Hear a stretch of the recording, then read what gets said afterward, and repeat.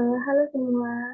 Oke, pada kesempatan kali ini kita akan membahas mengenai nilai fundamental atau dasar-dasarnya dari jaringan komputer ya. Jadi sebelum kita belajar tentang routing atau konfigurasi ini itu kita harus tahu dulu nih dasar-dasar jaringan itu apa sih? Mulai dari pengertiannya, manfaat dari jaringan, terus perangkat-perangkat jaringan, metode jaringan dan sebagainya gitu.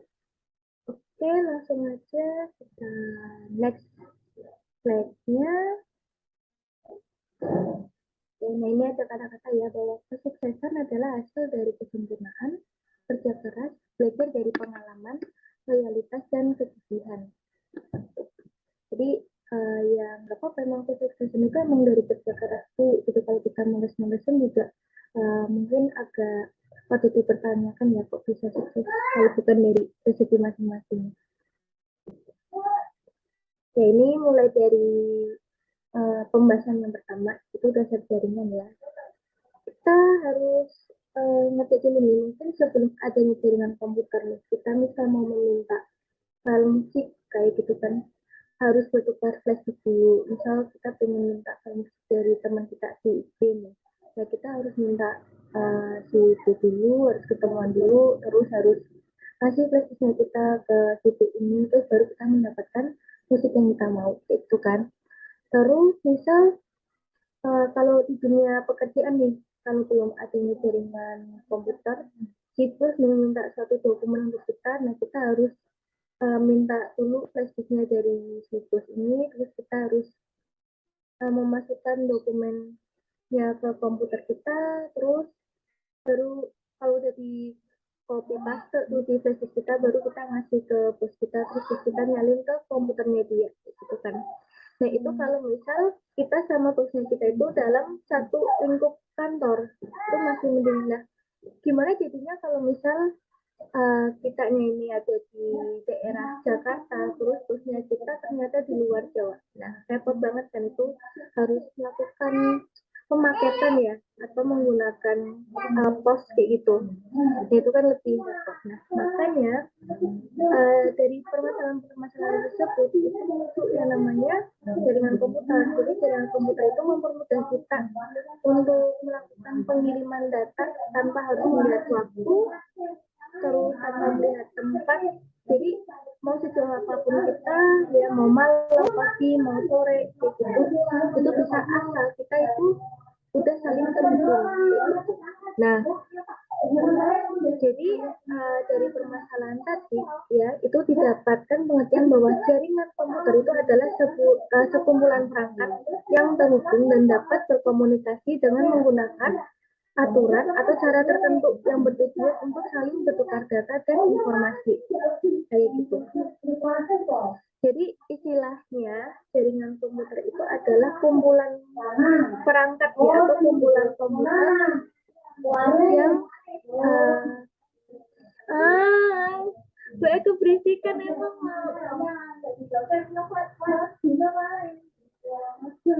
baru saya ngomong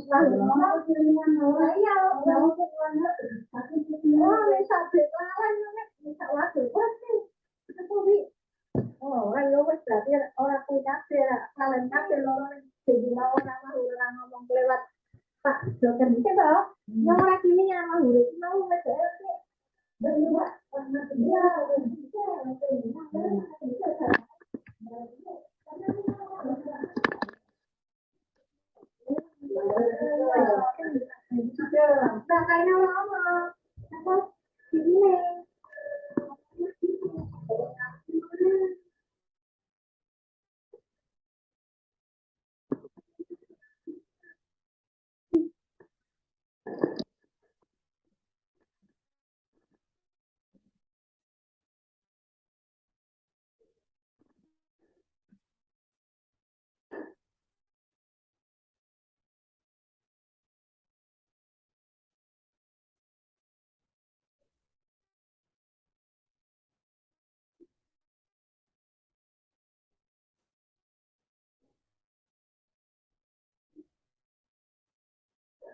bener aja.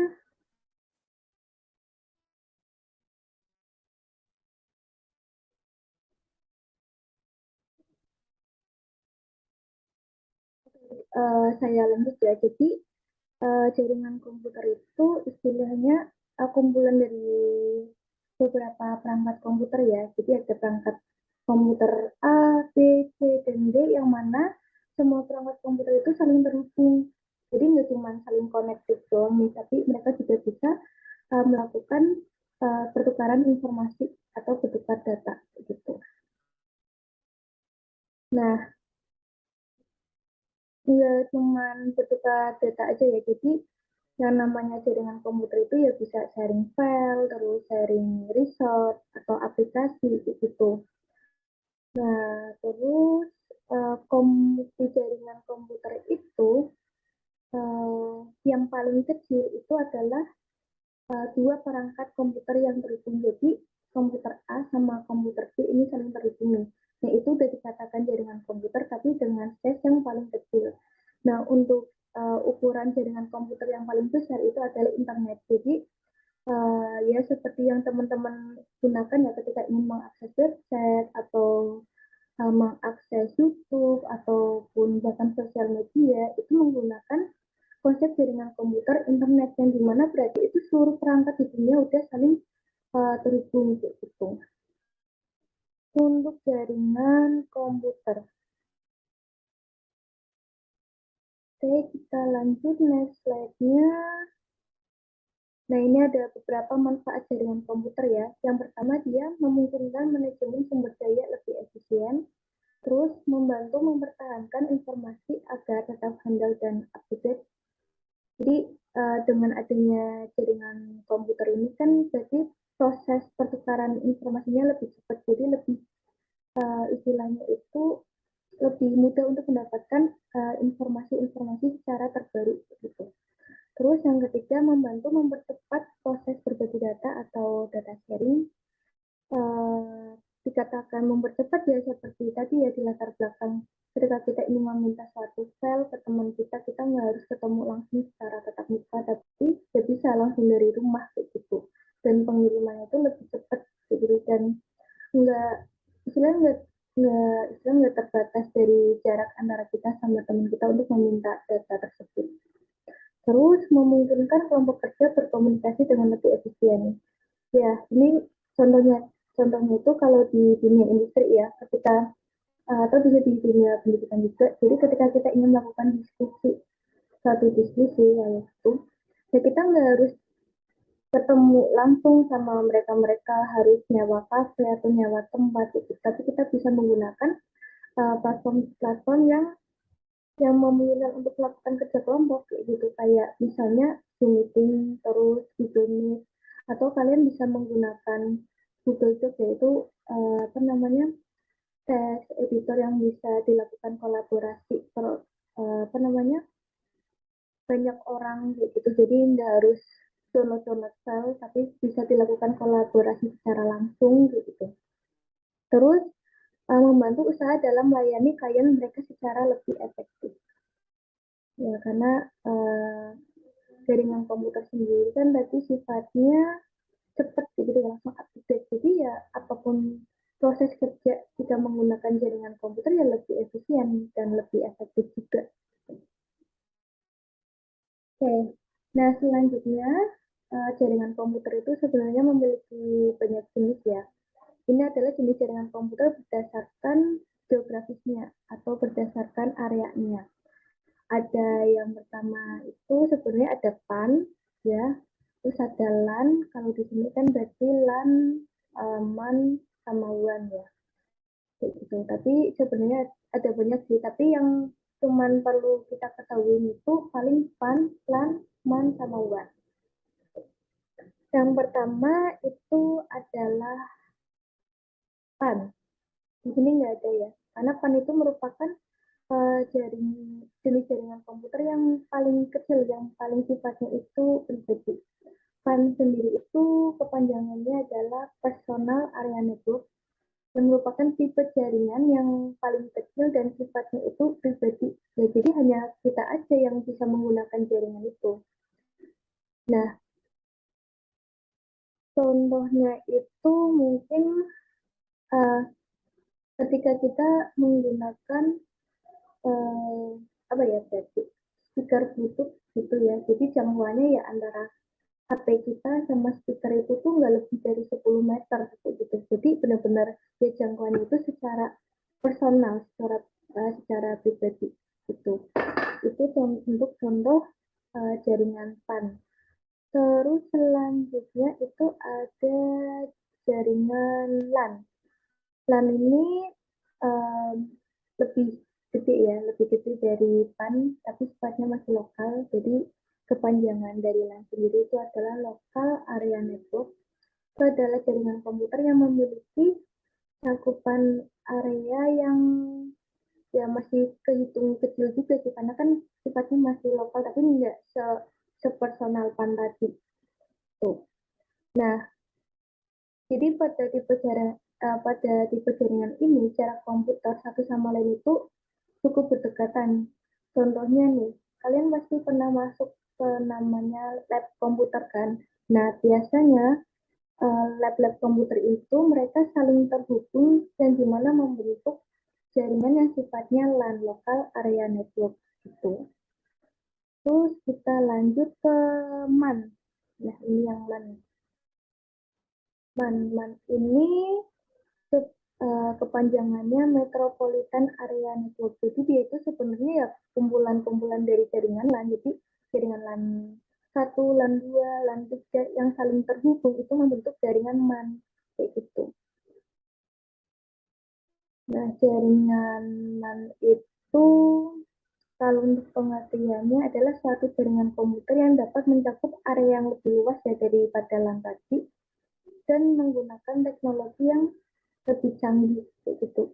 Jadi yang seperti saya bilang ya bahwa MAN itu ya kumpulan dari jaringan LAN yang saling terhubung. Nah, untuk jangkauan jaringan MAN sendiri karena dia sifatnya metropolitan antar kota ya berarti itu dia bisa menjangkau jarak 10 kilometer hingga 50 kilometer. Jadi biasanya jaringan LAN itu digunakan untuk menghubungkan jaringan antar instansi yang masih dalam lingkup satu kota. Jadi misal ada instansi bank A gitu di kecamatan satu, terus untuk menghubungkan bank B di kecamatan satunya lagi gitu. Nah, terus selanjutnya ada jaringan yang lebih gede lagi dari MAN, yaitu adalah WAN. WAN itu kepanjangannya dari Wide Area Network. Jadi Wide Area Network itu mencakup wilayah geografis yang luas karena bisa menjangkau provinsi, negara, bahkan benua. Jadi istilahnya ya emang jaringan yang paling luas itu sebenarnya WAN. Nah, untuk jaringan internet itu bisa dikatakan jaringan WAN ya, karena emang mereka itu menghubungkan jaringan di seluruh negara atau dunia lah intinya. Gitu. Itu untuk tipe-tipe jaringan. Nah, selanjutnya ada perangkat jaringan. Yang namanya jaringan komputer itu nggak bakalan bisa dibangun kalau misal nggak ada perangkatnya, nggak ada komponennya. Nggak mungkin kan yang namanya jaringan komputer itu ujuk-ujuk kita bisa menghubungkan komputer kita dengan komputer teman kita, atau kita bisa mengirimkan sosial media tanpa ada medianya gitu atau perangkatnya. Nah, makanya ini kita belajar tentang dasar-dasar atau perangkat-perangkat apa aja yang digunakan untuk membangun jaringan komputer. Nah, yang pertama itu ada komputer. Komputer sendiri itu biasanya digunakan untuk sebagai klien ya, atau yang meminta dan menerima permintaan kita dari si server. Khususnya di sini, ketika kita ingin meminta akses website A gitu. Nah, kita kan butuh media komputer untuk mengakses website tersebut gitu kan. Terus selanjutnya itu ada NIC atau Network Interface Card, itu adalah kartu jaringan. Jadi misal komputer tapi nggak ada NIC-nya ya tetap aja sama aja kita nggak bisa menghubungkan perangkat itu ke dalam jaringan karena nggak ada penghubungnya. Jadi NIC itu ya kayak istilahnya itu untuk menghubungkan komputer kita ke dalam jaringan komputer. Terus selanjutnya itu ada perangkat hub dan switch. Sebenarnya secara fungsi sama ya, hub dan switch fungsinya untuk memperluas jaringan komputer. Karena pada dasarnya, kalau misal kita mengandalkan NIC aja ya, NIC aja di dalam komputer itu kalau nggak salah, satu komputer itu NIC-nya maksimal 4, ya, 4 slot. Berarti jaringan yang kita bangun kalau tanpa hub sama switch ya terbatas kayak gitu. Nah makanya kita butuh yang namanya hub sama switch untuk memperluas jaringan karena hub sama switch sendiri itu port atau adapter jaringannya itu lebih dari ada yang 4, ada yang 8, terus 16, terus 24 dan seterusnya ya begitu. Nah, ini ada perbedaan antara hub sama switch itu dari segi keamanan dan kecepatan ya.